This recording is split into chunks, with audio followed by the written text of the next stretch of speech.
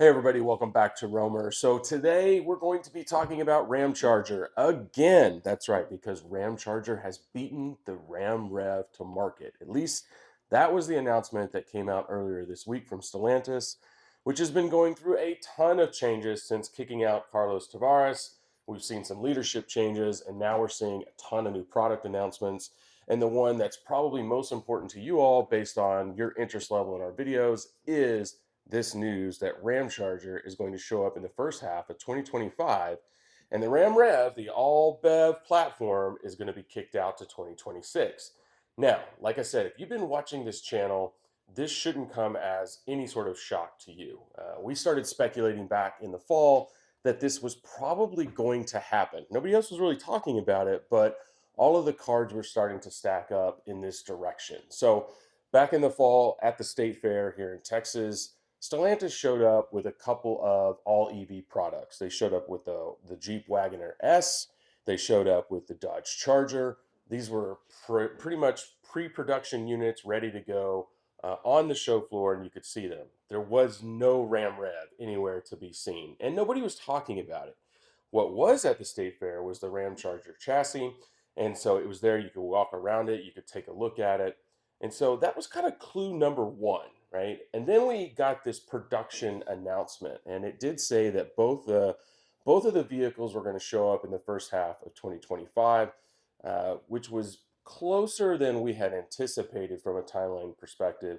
And then Stellantis also included the news that pre-orders were overwhelmingly for the Ramcharger. In fact, something north of 80% of people who had put down a deposit out on the Stellantis website had reserved the Ramcharger. And so the market has just screamed for this to say, we want the series hybrid, the extended range hybrid in a truck platform more than we want an all electric. And this, coincided with the announcement from Scout Motors that, I think it was something like 76 to 77%, if I remember right, of their reservation holders had gone for the extended range hybrid version of the new Scout, Traveler, and Terra. So the market is saying we want the series hybrids.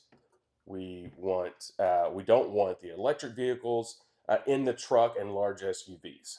And then, the other thing is I've just noticed here lately in my local market that a lot of the EV trucks are starting to pile up some inventories. And these are excellent trucks. So the GMC Sierra, the Chevrolet Silverado, 450 plus miles of range, really fast charging on an 800 volt architecture. And, they deliver a lot of really unique capability in the truck market, but people aren't lining up to pay $1,000 a month in a lease or spend, north of 90 grand for that kind of a vehicle. And I think they have a lot of work to do, GM and Chevy do, in the marketplace to make those vehicles affordable to people and make them more attractive. I think they really need to be down somewhere in that 750 a month lease range for people to start to go, okay, now I'm willing to buy in. That's still a lot of money, but for uh, high end vehicles, which these are, they're well appointed vehicles. They got really nice features and a ton of capability. That's probably where it needs to be reasonable. But Ramcharger, the Stellantis leadership, like I said, making a lot of sound decisions for the U.S. market over the last couple of weeks. Uh, Bringing Ramcharger in first makes a lot of sense to us, and I hope that they don't miss that first half 2025 timeline. So anyway, that's good news as far as we're concerned. We're excited about it. It's rational. It's not the only thing that Stellantis has announced. They also announced that, they're going to bring back the automatic with the V6 and the Jeep Wrangler for 2025. Jeep owners seem to be very excited about that.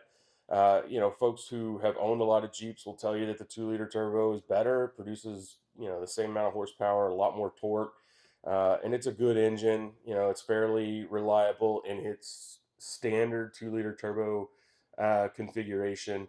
Not so much in the 4xe. We own a 4xe. The problems have sort of started to pile up with that platform, with recalls around the battery, but also just the engine that has experienced some challenges. We'll just put it at that. But bringing back the V6 auto to the Wrangler was a big change. They're also saying that the V8 is going to stick around in a couple platforms as well, longer than expected. So Dodge Durango is going to keep it out into 2025. And I would expect that we're going to see the Hemi return to a couple other products, and we will hear about that more here in the future. So we're starting to see rational decisions for the U.S. market come out for Dodge, Ram, and Jeep. Hopefully, we hear more. And I think if I step back a little bit and talk about Carlos Tavares' exit, it became very clear that the green transition in Europe and the costs required to do that and to meet all those emissions requirements, that cash had to come from somewhere. And it comes from efficiency in your supply chain and in your manufacturing. And it became clear that Stellantis was sort of robbing Peter to pay Paul. And they were taking the U.S. Market and the capabilities here and really driving through a bunch of changes that were going to benefit their transition overseas, not so much in the U.S. Okay, a lot of people could argue that one way or another, but that's basically what I felt, how I feel about it, and I think the changes we're seeing after Tavares has left the building kind of makes the point for us. So I wanted to cover that real quick. We don't really have any other news on Ramcharger, but I did want to fill you in on a couple things that we're doing over the next couple of weeks. We have a Cybertruck showing up this week, so really excited about that. I have ridden in one, I have driven one. Casey has not, and we're even going to have a couple special guests along the ride for that review. People who maybe need to be convinced that the Cybertruck is nothing other than a giant piece of tinfoil. So make sure that you subscribe to the channel so that you get your notification bell so that you know that that video is coming. We are also gearing up for a road trip later today because a new EV is joining the fleet, maybe two actually. The ladies have spoken. They want EVs in the driveway, and Casey and I are going to go figure that out.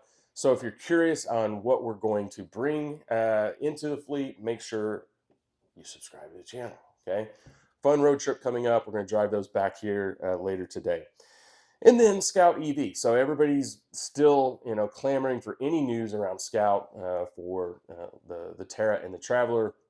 And we're about 2 weeks away from being hands-on with those vehicles. So we're making plans for a specific event that Scout is going to host for media, and we're going to try to be in attendance. We plan to be in attendance. We're going to go hands-on and talk to the engineers and to the executives there at Scout Motors.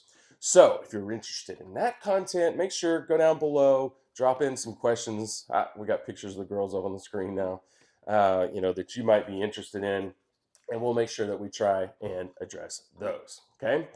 And then last but not least, it is the holiday season. If you notice the shirt, it says Hope on it. And one of the organizations that we spend a lot of time with, both time and money, is Hope Partners International. This is an organization that goes worldwide and rescues children out of really unfortunate circumstances. So everything you can think of, from just extreme poverty, sex trafficking, they do an amazing job taking these kids out of those circumstances, making sure that they have housing, food, and education. They look after their spiritual well-being. They really attack this problem from all sides, and they do an amazing job. And if you're interested in learning more about it, go down below. I'm going to include the link, hopepartners.org. You can go online. You can get a better understanding of where they are, what it is they're doing all over the globe, and you can also support them, and that would mean a ton to us. If you do that, please let us know. Go down in the comments and say, hey, thanks for pointing this out. Donated some money, or really, just provide some feedback on what you think the organization is doing, and we would love your support. All right, guys, this is a really short video. We've got a lot going on today and throughout the weekend and on Monday with Cybertruck. So again, thanks for being on the journey with us, and we'll see you down the road.